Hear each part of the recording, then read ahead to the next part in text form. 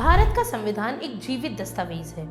इसमें निहित हर प्रावधान, हर अनुच्छेद और हर संस्था के पीछे एक गहरी सोच, बहस और अनुभवों की लंबी यात्रा छिपी है।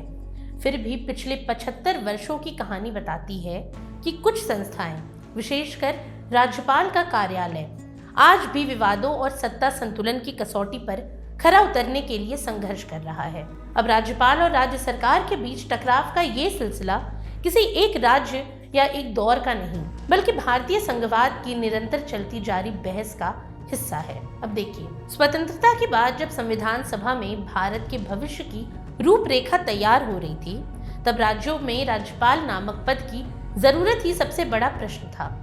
कई सदस्यों ने इसे अनावश्यक माना, तो कईयों का मानना था कि केंद्र और राज्यों में समन्वय के लिए एक ऐसा पद अनिवार्य है।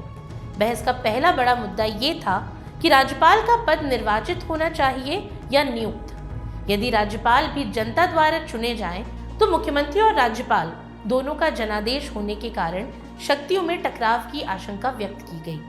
जवाहरलाल नेहरू तथा कई सदस्य इस बात पर सहमत थे कि दो निर्वाचित पदों के बीच स्वाभाविक प्रतिस्पर्धा राज्यों में स्थिरता के बजाय तनाव को बढ़ाएगी। उन्होंने कहा कि राष्ट्र निर्माण के इस संवेदनशील समय में अतिरिक्त चुनाव कराना देश पर बेवजह का आर्थिक बोझ भी डाल सकता है। इसके विपरीत नियुक्ति की व्यवस्था से अधिक योग्य, शिक्षित और अनुभवी व्यक्तियों को राज्यपाल बनाया जा सकता है, जिससे राज्यों के शासन में सहयोग और संतुलन बनाए रखने में मदद मिलेगी।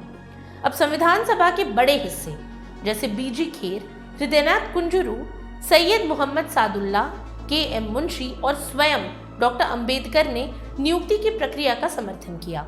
उनके तर्क थे कि राज्यपाल कोई राजनीतिक प्रतिद्वंदी नहीं, बल्कि संघीय ढांचे में सद्भावना और संतुलन बनाए रखने वाली संवैधानिक कड़ी होंगी। हालांकि नियुक्ति पर सहमति तो बन गई, लेकिन बहस के दौरान कई आशंकाएं आगे चलकर बिल्कुल सच साबित हुई। सदस्य रोहिणी कुमार चौधरी ने चिताया था कि राष्ट्रपति प्रधानमंत्री की सलाह पर राज्यपाल नियुक्त करेंगे और प्रधानमंत्री किसी एक दल का नेता होगा। ऐसे में वो अपने विचारों से मेल रखने वाले व्यक्ति को ही राज्यपाल नियुक्त करेगा। इस व्यवस्था में उन राज्यों में संघर्ष होना स्वाभाविक है जहां किसी दूसरे दल की सरकार हो। कई सदस्यों ने यह भी कहा कि यदि नियुक्ति की व्यवस्था रखी ही जा रही है, तो कम से कम एक योग्यता आधारित नामावली होनी चाहिए, जिससे राजनीतिक हस्तक्षेप कम हो। लेकिन ये सुझाव कभी लागू ही नहीं हुआ। इसके अलावा बहस का दूसरा बड़ा बिंदु था राज्यपाल के विवेकाधिकार की सीमा। H.B. कामत ने मांग की थी कि जब तक आपातकाल जैसी स्थिति न हो, राज्यपाल को अपने विवेक से निर्णय लेने का अधिकार नहीं दिया जाना चाहिए। उनका कहना था कि केंद्र से नियुक्त व्यक्ति को विवेकाधिकार देना फेडरल ढांचे के लिए खतरनाक हो सकता है। वहीं इसके विपरीत महावीर त्यागी, टी.टी. कृष्णामाचारी जैसे सदस्यों का विचार था कि राज्यों को जो शक्तियां दी जा रही हैं, उनके संतुलन हेतु केंद्र का एक निगरानी तंत्र आवश्यक है और राज्यपाल उसी संतुलन का प्रतिनिधि है। त्यागी का मानना था कि लोकतंत्र को दिशा मिलनी चाहिए, लेकिन वो बेलगाम नहीं होना चाहिए। लेकिन समय के साथ राज्यपाल और राज्य सरकारों के बीच टकराव इतने बढ़े कि अदालतों को हस्तक्षेप करना पड़ा। 1994 के S.R. बोम्मई बनाम भारत संघ ने साफ कर दिया कि अनुच्छेद 356 के दुरुपयोग की आशंका वास्तविक है। इसीलिए राज्यपाल की रिपोर्ट पर लगाए गए राष्ट्रपति शासन की समीक्षा न्यायपालिका कर सकती है।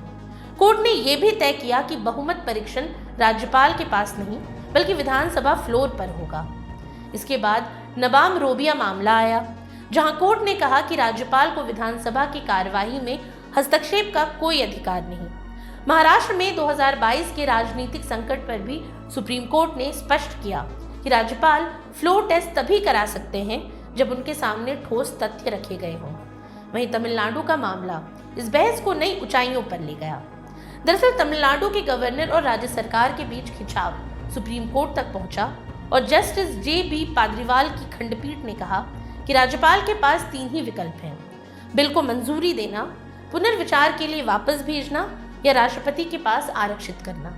अदालत ने यह भी कहा कि इन विकल्पों में से एक चुन लेने के बाद अन्य विकल्प स्वतः ही निष्क्रिय हो जाते हैं और राज्यपाल की निष्क्रियता भी न्यायिक समीक्षा के दायरे में आती है।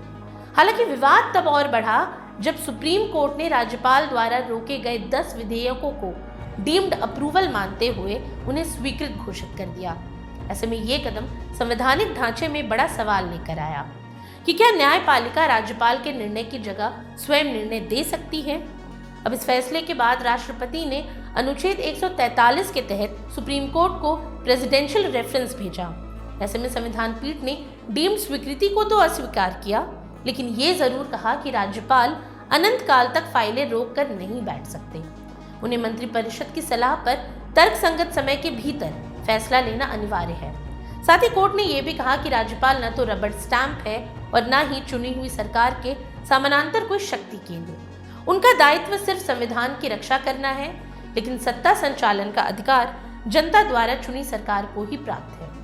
अब देखिए ना, भारतीय लोकतंत्र की खूबसूरती यही है कि ये निरंतर संवाद, सुधार और संतुलन के प्रयासों से आगे बढ़ता है। अब राज्यपाल का पद कभी कभी विवादों से घिरता रहा, लेकिन यही विवाद संविधान को अधिक परिपक्व, अधिक संतुलित और अधिक जिम्मेदार बनाते हैं। आज जब संघवाद बनाम केंद्रीकरण की बहसें फिर तेज हो रही हैं, हमें संविधान सभा के उन प्रबुद्ध सदस्यों की दूरदर्शिता पुनः याद आती है, जिन्होंने इस जटिल व्यवस्था की नींव रखी थी। अब संभव है कि टकराव आगे भी हो, लेकिन यदि संविधान की मूल भावना यानी लोकतंत्र, संघवाद और संतुलन को समझा जाए और उसका सम्मान किया जाए, तो भारत अपनी संवैधानिक यात्रा को और अधिक मजबूत और परिपक्व बना सकता है। आज के लिए इतना ही। ये सामग्री आपके लिए जुटाई थी उर्वशी शेखर ने और वीडियो संयोजन किया था राहुल कुमार ने। ये वीडियो आपको कैसा लगा हमें कमेंट सेक्शन में ज़रूर बताएं और ऐसी तमाम रोचक जानकारियों के लिए बने रहिए स्वराज पोस्ट के साथ। और अब तक अगर आपने हमारे YouTube चैनल को सब्सक्राइब नहीं किया तो अभी जाकर करें और Facebook पर हमारे पेज को लाइक और फॉलो करना ना भूलें।